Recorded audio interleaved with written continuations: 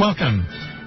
This is Dr. Michio Kaku, Professor of Theoretical Physics at the City College and the Graduate Center of the City University of New York, and this is Exploration. Every week on Exploration, we discuss the fascinating world of science and its impact on society.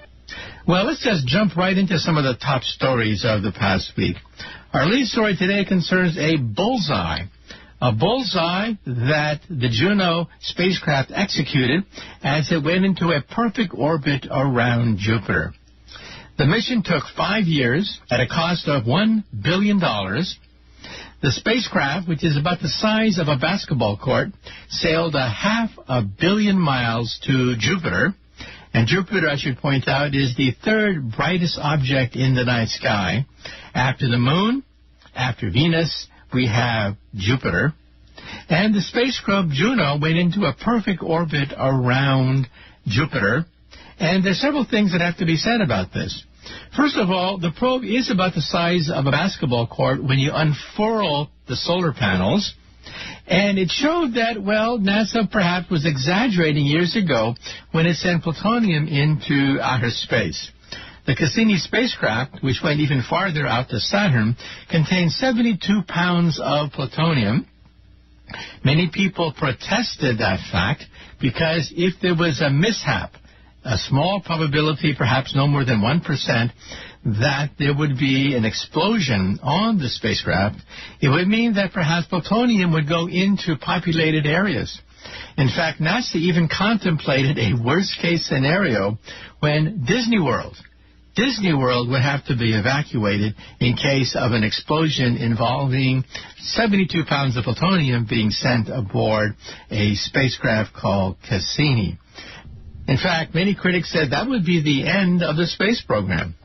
If the American people had a choice between Disney World and the space program, perhaps the American people would opt for the first rather than the second. And if the space program were to endanger Disney World, well, so much for the space program. Well, I think NASA came to its senses because even though it costs more, the Juno spacecraft uses solar power 500 million miles from the planet Earth. We should also point out that Jupiter affects all our lives, even today, at this very moment. In fact, if you hear static on the airwaves, believe it or not, much of the static comes from Jupiter. That's right. Your radio is actually an interplanetary receiver because Jupiter is so radioactive, emits so much electromagnetic radiation, that a lot of that radiation reaches the Earth and creates much of the static you hear on radio. We should also point out that Jupiter is the 800-pound gorilla. It's this gigantic planet, larger than all the other planets put together, and as a consequence, it's a vacuum cleaner, a gravitational vacuum cleaner that sucked in a lot of the debris, the comets, the meteors, the dust, and the rocks that typified the birth of the solar system, making it possible to create the planet Earth. In other words, if it wasn't for Jupiter, the Earth would be pelted every day with meteorites. In fact, there would be a tremendous crater right where I'm sitting here at the City College of New York because of the fact that the solar system today is relatively clean. We look in outer space and we realize that perhaps there'll be another collision with a large asteroid hitting the planet Earth, but on a scale of centuries or maybe millennia. If it wasn't for Jupiter, we would have these collisions perhaps every single day. In fact, astronomers who try to use computers to simulate the creation of baby solar systems in outer space have to have a Jupiter involved, or else life would be impossible because an Earth-like planet would be pelted by asteroids as a consequence. We should also point out that, ironically, we actually know very little about the nature of Jupiter itself. For example, there's a gigantic red spot on Jupiter. It's been stable for centuries since it was first observed by astronomers, but we don't know why. We think it's a gigantic hurricane of some sort, perhaps the biggest hurricane in the entire solar system, but we don't know what drives it, what the energy source is. Also, as I mentioned, Jupiter is quite radioactive. Space probes have to be reinforced as they get closer to Jupiter because of the tremendous amount of radiation that the planet emits, but we don't know why. We don't know why Jupiter is so radioactive and so dangerous to approach. And then we don't know what's inside Jupiter. If you were to slice Jupiter open like an orange, we suspect, though we cannot prove, that first you would see the outer cloud layer. Beneath that, liquid hydrogen, an ocean of liquid hydrogen. Beneath that, perhaps solid metallic hydrogen. And perhaps at the very center, perhaps a rocky core, a remnant of the original birth of Jupiter. Now, this ocean of liquid hydrogen is rather interesting because a previous space probe called Galileo was actually sent plunging into Jupiter years ago, where it actually made a splash in that liquid hydrogen ocean. The Galileo space mission was a predecessor to the Juno mission. However, it was partially crippled. The antenna malfunctioned, and as a consequence, we did not get that much usable information about Jupiter itself.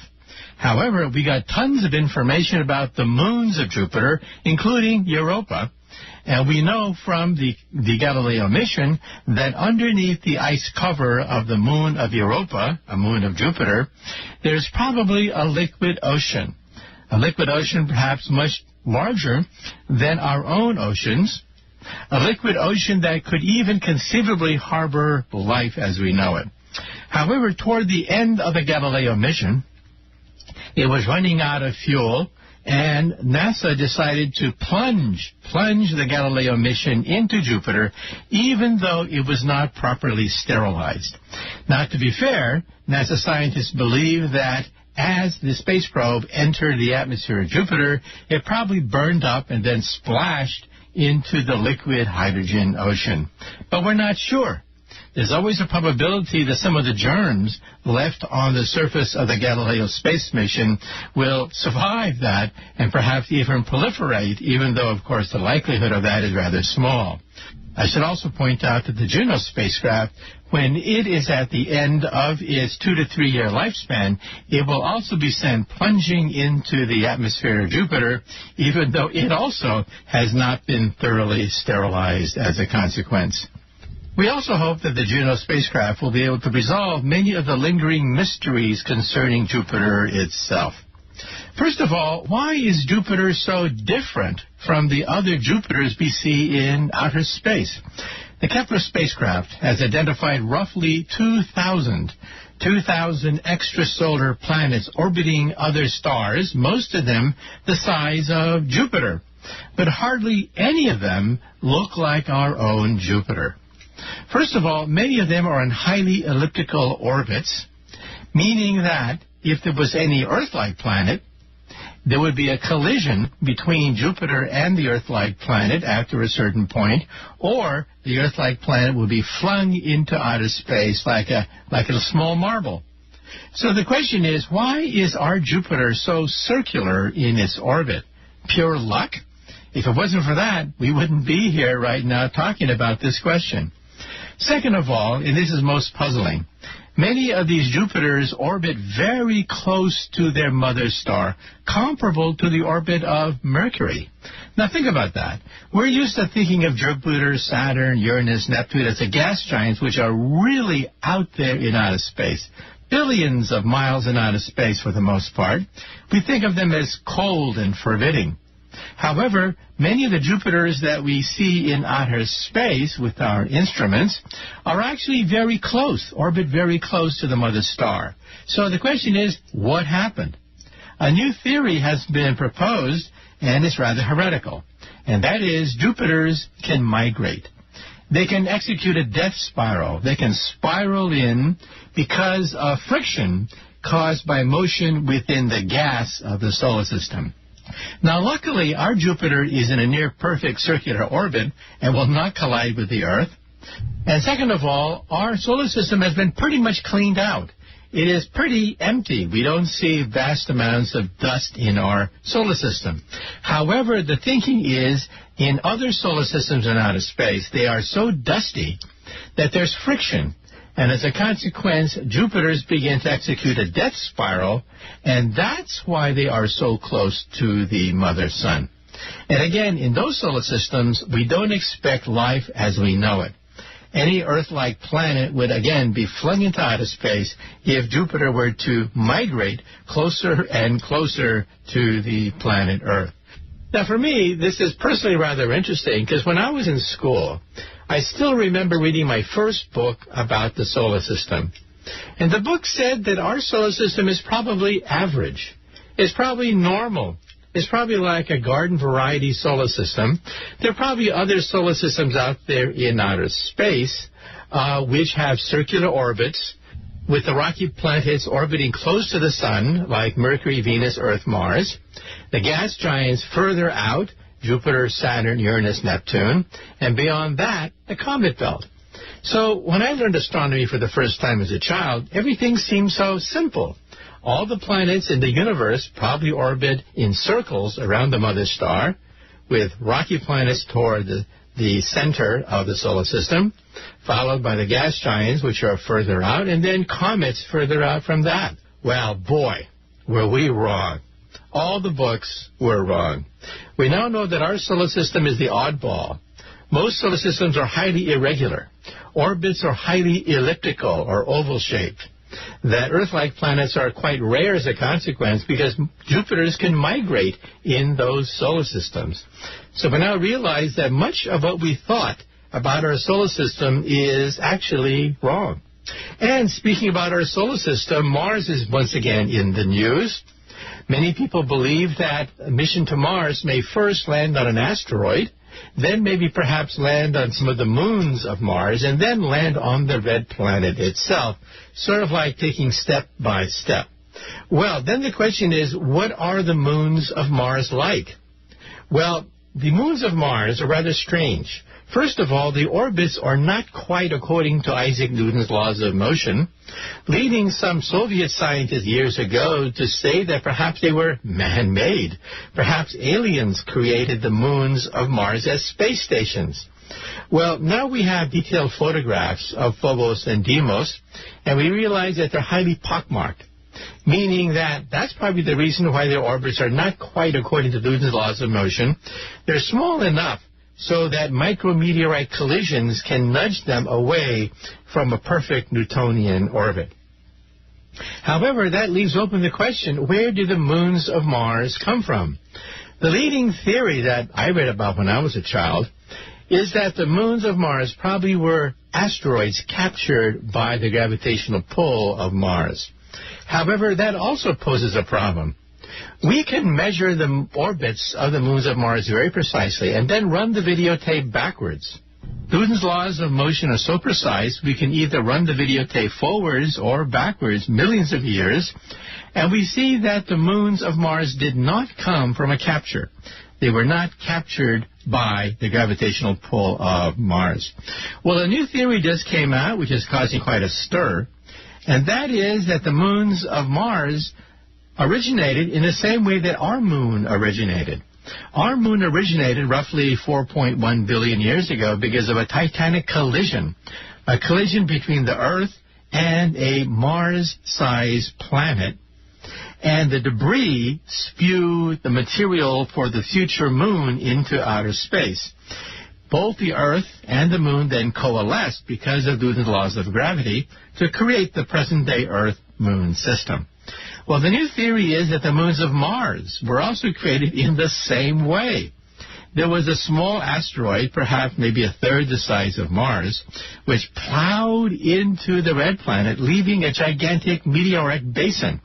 And sure enough, on the surface of Mars, we see a huge basin left over from a gigantic collision with an object from outer space. The debris left over from the collision then coalesced into the moons of Mars, just like our moon also coalesced from the impact. Now, these are, of course, just theories, but we can give credibility because we have moon rocks. In fact, they brought back hundreds of pounds of moon rock. In fact, when I was a graduate student at Berkeley years ago getting my Ph.D., I actually peered into a microscope and saw the surface of moon rocks. And the moon rocks that I saw in a microscope are much different than the rocks we see on the planet Earth. Under a microscope, you could see micrometeorite collisions, craters, inside craters going all the way down. Now, you don't see that with ordinary rock. Micrometeorites burn up in the atmosphere.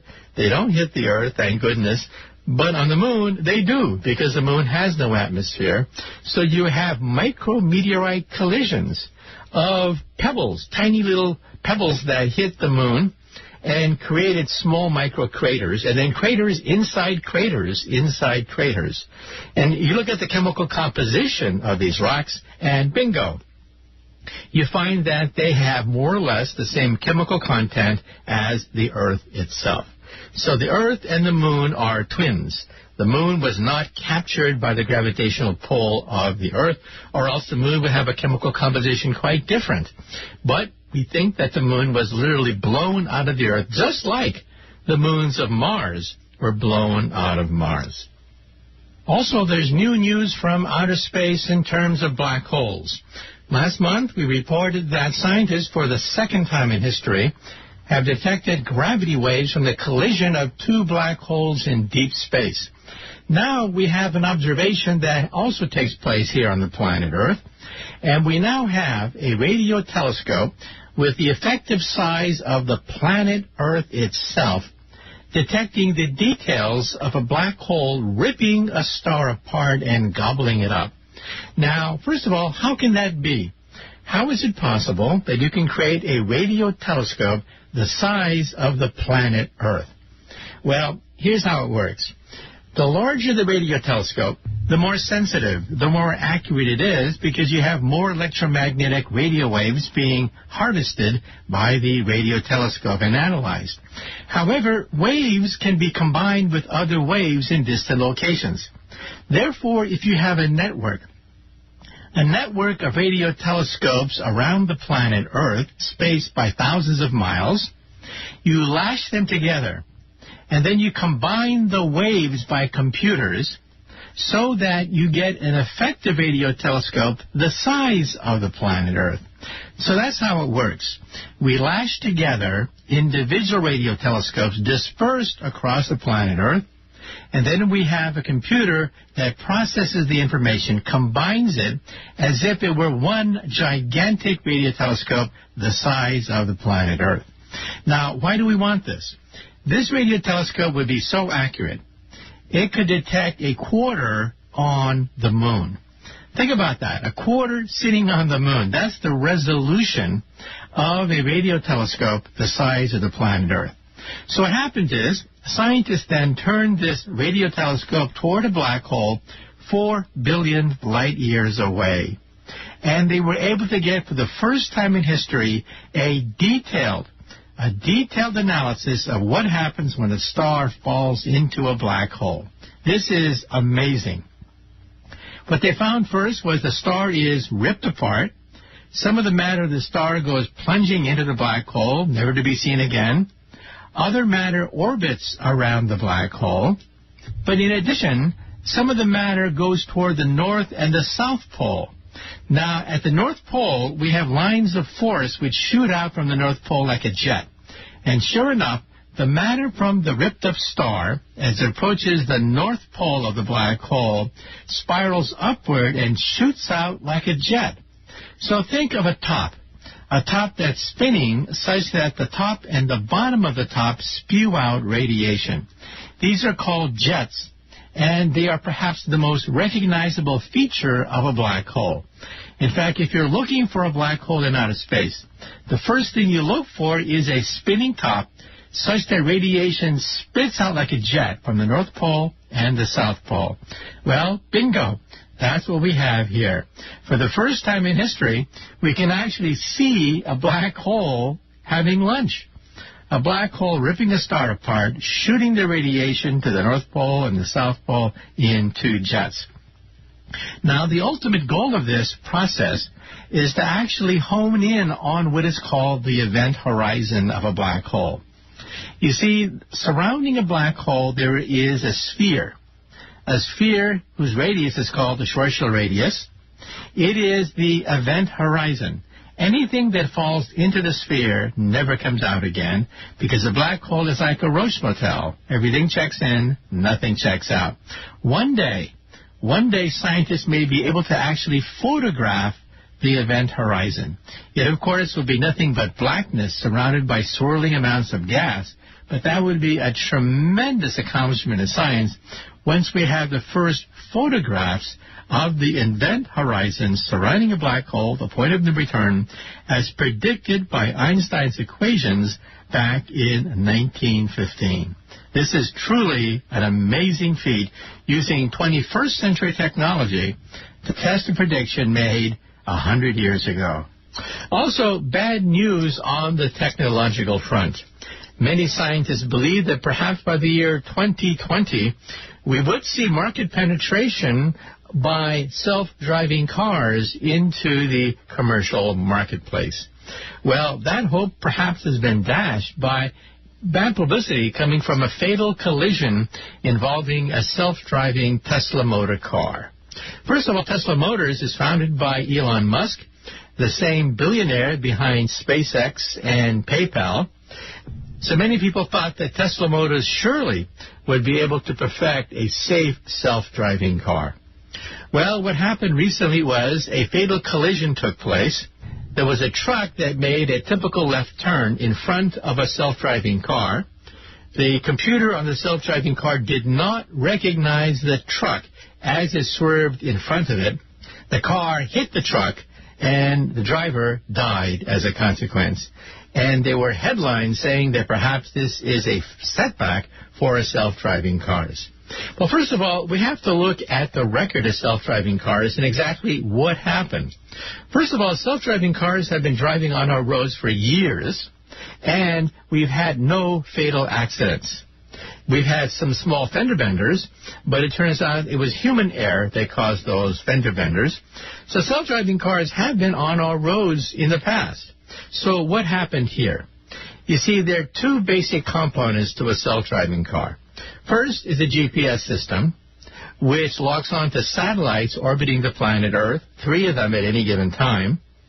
And the computer on board your car allows it to triangulate its position given the radio signals from outer space. That's how you are able to know the position of your car to within about 6 inches to a foot.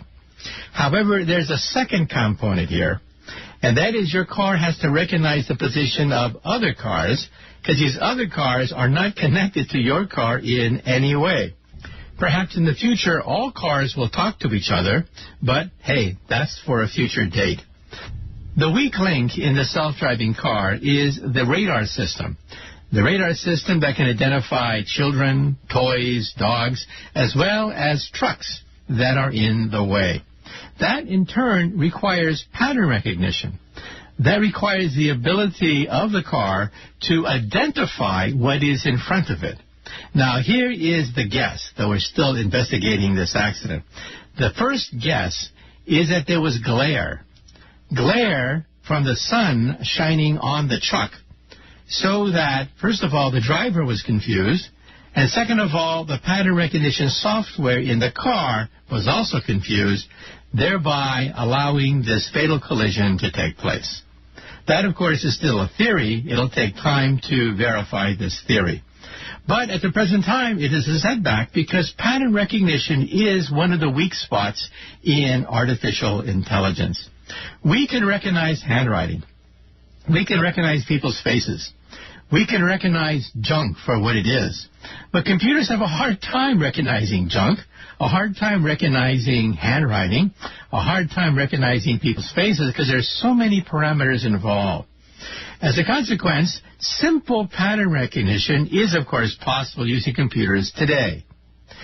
Police, for example, use that to pick out a face in a crowd. But the fine details of recognizing cars in all sorts of unpredictable circumstances still are being ironed out. But it means that there's a challenge for the designers of self-driving car to improve the pattern recognition ability of a car.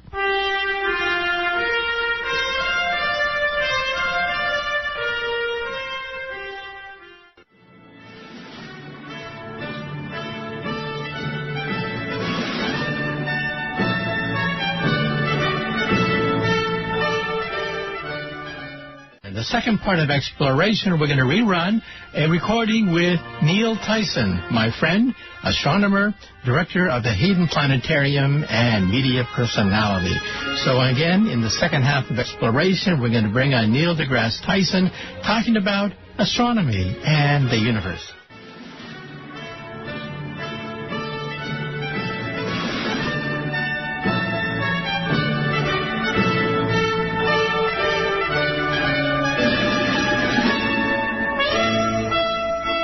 Welcome.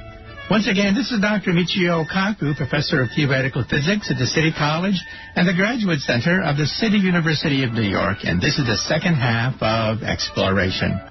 And with us today to talk about the world of astronomy is astronomer Neil deGrasse Tyson. He's a director of the Hayden Planetarium. He is a media personality. He hosted the Cosmos series on television. And he's also a figure on radio as well. So today we're going to run a pre-recorded interview with Dr. Neil deGrasse Tyson talking about the stars, the heavens, and his role as an astronomer. The first question for you, Dr. Tyson, is if you're a beginner and you want to look at the night sky via a telescope, but you don't want to buy a toy, but on the other hand, you don't want to spend thousands of dollars on the top-of-the-line telescope, what kind of telescope would you advise a beginner to get? You know, I get that question maybe 1 billion times a month. Okay, well, 1,000,001 now. You're right. You don't want to get a toy because the toys, the cheap telescopes, no matter what they tell you on the box, the problem with the cheap telescopes is they're not only hard to use because they have bad mountings and you aim it at something and you just breathe on the telescope and the mounting shifts where the telescope was looking at and the image quality is poor. So just remove that from consideration. If you're worried about spending more on a telescope, then don't get the telescope at all. Just get a good pair of binoculars. Mm-hmm. And you can get a good pair for anywhere between $30 and $50. And binoculars are great because particularly if you're a kid, you can do more than just look up with them. You can look horizontally with them. Right. And if you go to sporting events and that sort of thing. So binoculars have a tremendous utility that a telescope wouldn't have if you were never going to go beyond the entry level. So beyond that now, I would recommend a telescope. You'd have to spend, I think, at least $100. Mm-hmm. But consider that the telescope doesn't go out of style, and you'll have it for your entire life. So for things that you have for your entire life, $100 actually looks pretty cheap. And some better ones are up around $200 or $300. But what you want to make sure is that you have a sturdy enough mounting to keep a stable image in view. And telescopes get more and more and more expensive depending on how many bells and whistles you add. Mm-hmm. You get up around $1,000. Telescopes have computer-controlled pointing systems. Back in my day, we had to actually know where things were in the night sky. Now you can be a dummy. Simply, now you just type it in, and the telescope, it has GPS controllers so that it knows where it is on Earth and knows where to point. So you do nothing. You just sit it on the floor and it sort of like finds itself, right? It makes coffee for you. Yeah. Basically, I would say there are a lot of camera shops that not only will be happy to sell you a piece of junk, your average good camera shop will also have the slightly higher level telescopes to sell you. And you want to make sure you have at least a couple of lenses, one to see large objects like the moon, others to see smaller ones where you need higher magnification. But so basically it's quite broad, and you might have specific needs. For example, maybe you don't have a car and you have to carry the thing yourself. Well, you stay away from the heavier telescopes. There's some simple needs that you might have to accommodate simply based on where you're going to take the thing. But I can tell you this: if you happen to have a couple of dollars and you want to get a big, powerful telescope, the drawback is it may be so big that it's hard to take with you to places that you might otherwise be going, and then you don't end up using it at all. Mm-hmm. So try to find the telescope that's big enough, and telescope bigger is generally better. It's one of the few things in life where it's always true. Bigger telescopes telescopes. We won't mention the other parts of light for a second. Generally are always better than little telescopes because they collect more light. If you collect more light, you can see dimmer things in the universe. So a simple telescope, a non-toy simple telescope, you can see the rings of Saturn, the moons of Jupiter, the weather bands on Jupiter. You can watch Jupiter rotate. You can see the craters on the moon. You can watch Venus go through phases. You can see that Mars is red and has ice caps on it. With proper filters, you can see sunspots on the sun in the daytime. You can see fuzzy splotches on the night sky, some of which are galaxies outside of the Milky Way. Others are just regions where stars are about to be born. So you can get pretty far on one of these first-level telescopes. But a larger telescope then will bring much more detail to those fuzzy objects, where you need more light to find out what you're looking at. And you'll see spiral structures and galaxies. You'll see the centers of star clusters. With more light, you can see dimmer things. And the worst place to be for any of this is the city. You can make sure you've got friends in the country. Yeah, right. Make sure you know the country mouse, Right. So buy a telescope and a country house at the same time. Yeah, there you go. Now, there are two kinds of telescopes. One is the so-called spyglass, or refracting telescope, this long tube. And then you also have, of course, the reflecting telescope of Isaac Newton. So how big which telescope would you recommend? And if you get a reflector, how big a mirror would you recommend? I would say the largest practical sized, that is, kind you can just sort of pick up and take with you, a reflector, is going to be the 6-inch reflector. And it has a 6-inch diameter mirror at the back end, and light comes in, reflects off the mirror, bounces back to a device where you stick your eyepiece. And 6-inch diameter is a pretty good diameter for all things considered. But the reflecting telescopes are, because they're open-ended, dust can get in and you can actually drop things down and scratch the mirror.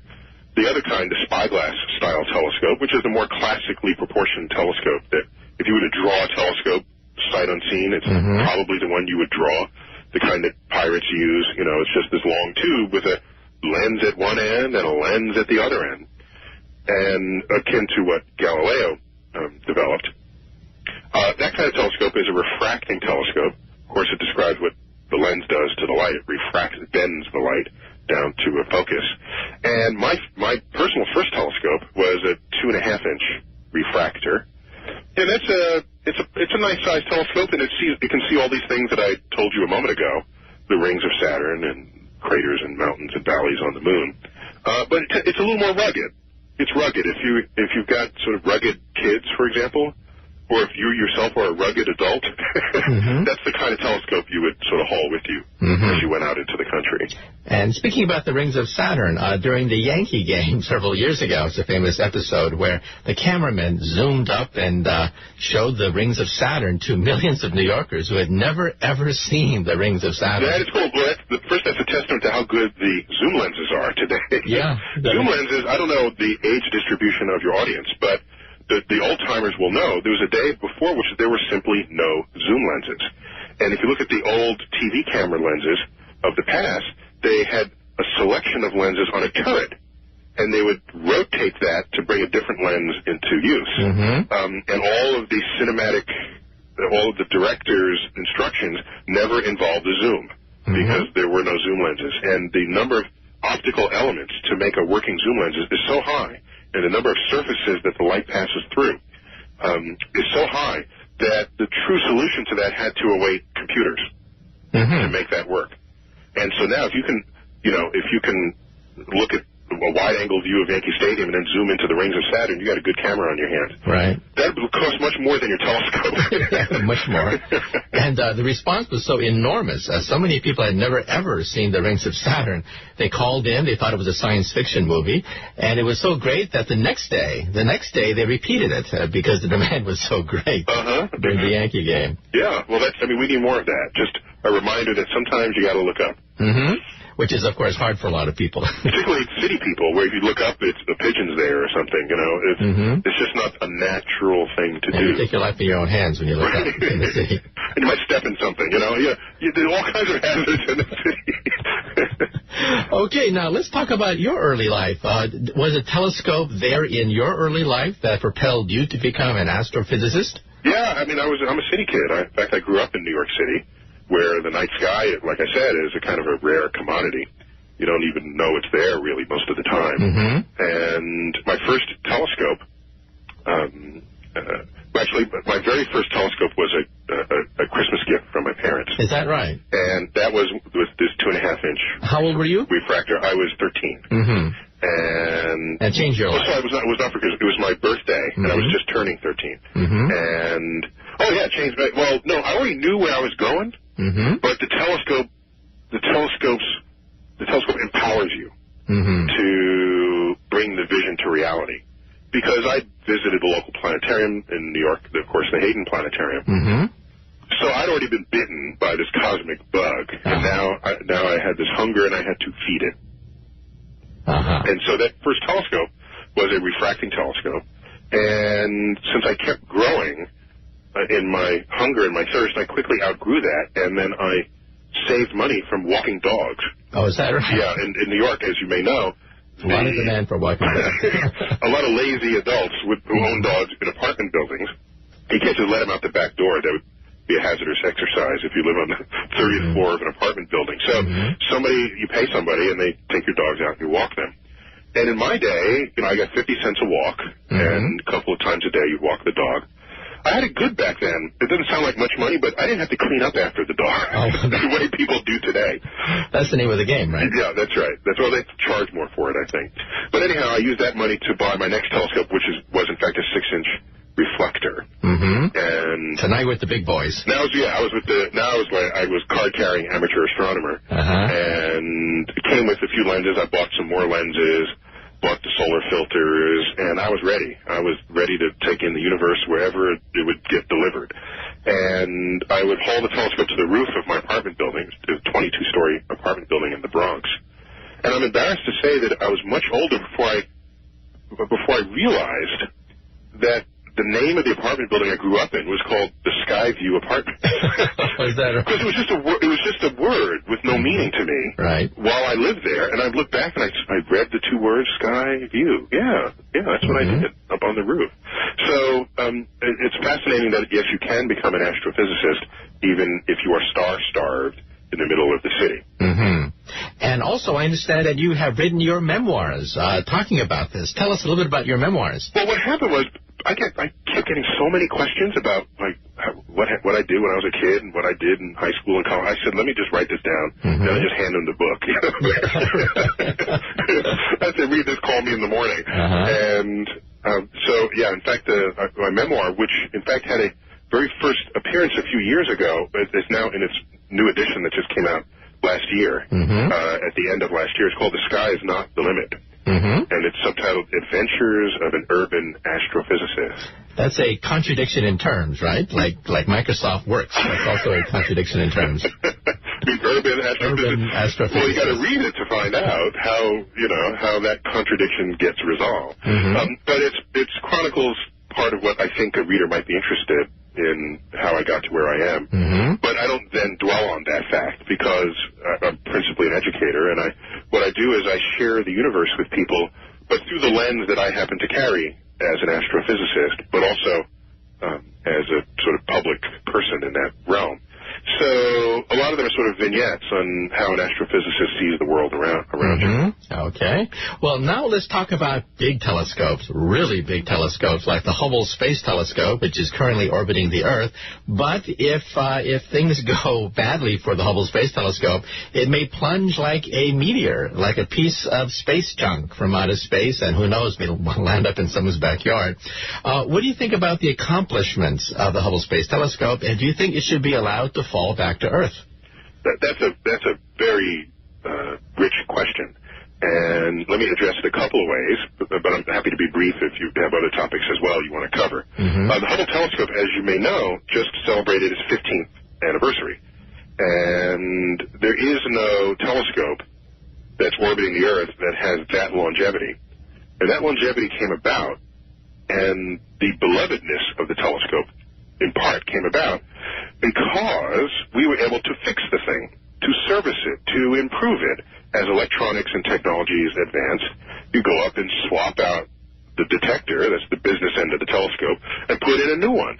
Because really, a telescope is simply a bucket to collect light. And what you put at the focus end, that's up to whatever is the state of your technologies. So the fact that it was serviceable by the space shuttle, by astronauts, meant that the accomplishments of Hubble could accumulate in our hearts and minds far beyond the normal life expectancy of a spaceborne telescope.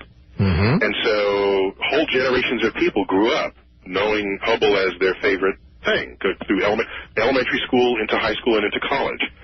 So that in part accounts for the love affair we all have with the telescope, not to mention the striking images that everyone now has as their screensaver for their computer. If you look at the productivity of the telescope in scientific terms, as you know, we measure this by not only how many research papers came out of it, but how many citations those research papers received, which is, on the other end, a measure of how influential that research was. And the Hubble telescope, hands down, is the most fertile scientific instrument in the history of science. Is that right? That's correct. If you combine both of these factors, number of papers published and number of citations received, there is no comparison. And so that's extraordinary. I mean, and you wonder, how could anyone say, let's deorbit it? Well, the reason why that came up is there are other telescopes that were on the books, that were ready to be launched and ready to go up, and will go places Hubble does not go. That is, scientifically, will tread ground that Hubble cannot tread. And so you're left with this fascinating dilemma. There's the bird in the hand, the working telescope that you know is successful and will continue to make discoveries. And this new technology that's going to go up with a new kind of telescope. By the way, the launch vehicle might blow up on the pad, for all we know, right? And then it's gone. You got nothing, right? And meanwhile, Hubble is deorbiting. So there are complex sort of funding, scientific, and political issues that surround when you turn off an instrument and when you turn on the next one. So right now, up to the minute, at last I checked, the new head of NASA, who, by the way, has all the right pedigree to get NASA out of its doldrums and take us somewhere interesting. He's a physicist, he's an engineer, he managed companies, he's got the spirit of a young person, he's got the maturity of an old person, he's got everything, he came from central casting. I see. Who do you need for NASA to take us in? His name is Michael Griffin. But anyhow, right now, he responded to these sort of battle cries of the turning off Hubble, and he says, yes, let's look into what it takes to save Hubble, but in a limited budget environment, I have to pull money from other places. And so he reached to some of these other telescopes and pulled away the money, not to cancel those missions, but to delay them. Which is a softer consequence, right, than actually canceling them. Well, now we have the scientists who are part of those missions complaining, saying, no, this is bad, and so this is the politics of a limited budget. Well, why don't they take a little bit of money from the International Space Station, which nobody wants, and even President George W. Bush has not expressed much enthusiasm for this bathtub in outer space called the International Space Station, and maybe take a little bit of money from the space shuttle. They cost enormous sums of money for the manned space program. There are two ways I can answer that. One of them is just, since we know we want to go beyond the shuttle and the space station in the new vision for space exploration, why not just turn off the switches now? Just abandon them in place, or give them to the Europeans, whatever. The problem is, there's a lot embedded in that sort of rolling ball. We have international commitments to complete the space station, so that because we have international partners in this exercise. So the recommendations that exist in the new vision for space exploration, now a year and a half old, those recommendations say we will phase out the shuttle, phase out the space station. In big government, you can't just turn off a switch. You have to you need an exit plan. So you turn them out. I mean, you phase them out. And while you phase them out, you phase in the rest of this vision. And so they are now on a phase out trajectory, a phase out plan, to have all their budgets go to zero while we finish the space station. And once the space station's done, the shuttle gets retired. So that's a good thing. But you just want that to happen even faster. Yeah, it's a $100 billion space station, and no one can find a mission for it. What's it doing up there? Well, that's another interesting That's a whole other history. question. It was born out of a whole other era. It was conceptually born in the Cold War. We don't want the commies with space stations over our heads, kind of thing. And then you kind of buy into it, and then it's kind of there, right? And so that's a complicated political history. I'm happy to say that the new vision for space exploration does not have that depth of politics driving it. There's exploration driving it. There's economics driving it. The goal and the hope is that it stimulates industries in ways that the stimulation of flight, the investment in flight stimulated associated industries. So there's some ambitious plans for it that don't derive from political whim, which I think can be the strength of any project. Okay. Now let's talk about the search for life in outer space. The Mars rovers have been roving over the surface. But let's first talk about the search for intelligent life on Earth. Oh, well, there is none. We know that. That's a subtle question. That's a whole other program, all right? We'll save that one. But go on, I'm sorry. Okay, well, Mars, right? We've had this fascination with Mars, and Spielberg and Tom Cruise this summer are going to scare the pants off us with, War of the Worlds. And the question is, well, have we learned anything new? We see pictures of rocks. We see indications of maybe water once floating on the surface of Mars. Anything surprising that caught your attention concerning the Mars rovers? Well, as you know, Mars has twin rovers, six-wheeling on its surface right now as we speak. And they're on opposite sides of the planet, so that there's always one in view that we can talk to and get the data from. And there's always one in sunlight. So that's a clever way to explore the planet. These two rovers. Now, I am an astrophysicist, not a geologist or a geophysicist. So there's a limit to how excited I can get by just looking at rocks. A bunch of rocks, right? Right. So, but in all respect to them, they get into their rocks. If any of us have known a geologist, their home is filled with rocks that they found out in the valley and in the mountains and in the, so among this, given this fact, the subset of the rocks that I'm curious about are those that could have only formed in the presence of liquid water. Because the goal of the astrophysicist is not tell me what kind of minerals are there, unless those minerals impact or affect the kinds of questions we want answered about whether Mars once had liquid water. Because on Earth, where there's liquid water, there is life.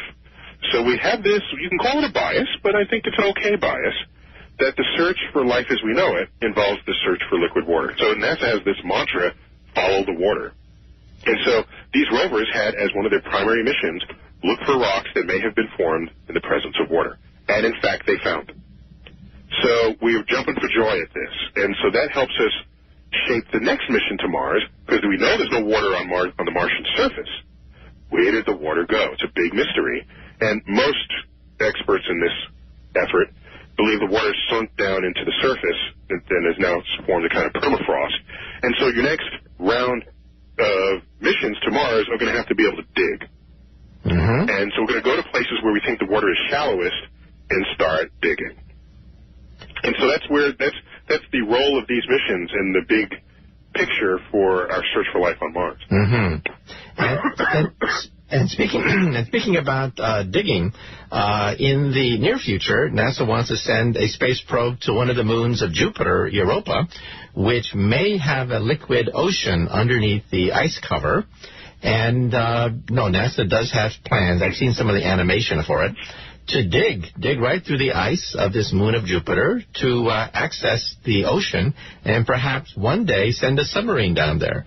What are your thoughts? Is that a long shot concerning a liquid ocean under the surface of the ice cover of a moon of Jupiter? That's currently my favorite plan in the works right now. It's still just sort of being sketched. There's no sort of hardware being committed to that idea yet.